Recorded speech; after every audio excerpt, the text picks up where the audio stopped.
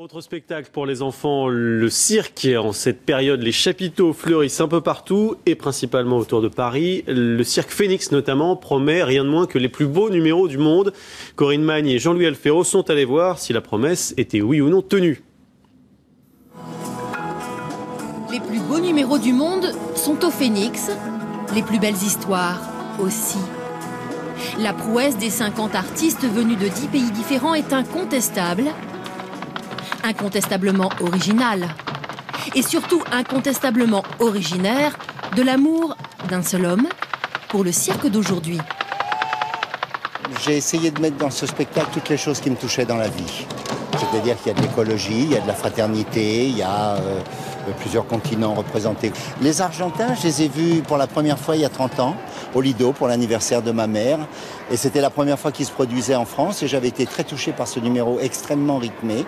Et c'était un petit clin d'œil. Et au Phénix, les histoires d'amour sont belles. Les scènes de ménage aussi.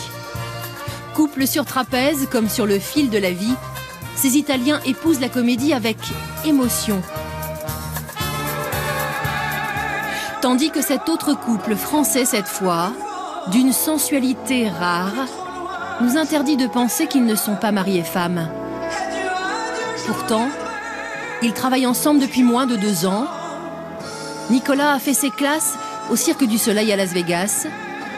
Ludivine, elle, championne d'Europe de gymnastique, a décroché le bronze au championnat du monde en 2000. Leur figure les inscrit dans le cercle des poètes, à corps perdu. Tous les éléments m'ont semblé un petit peu fous, puisque passer de la gymnastique au main à main, c'est complètement différent. Mais je me sers de mon expérience de gymnaste aujourd'hui, et heureusement qu'elle a été là.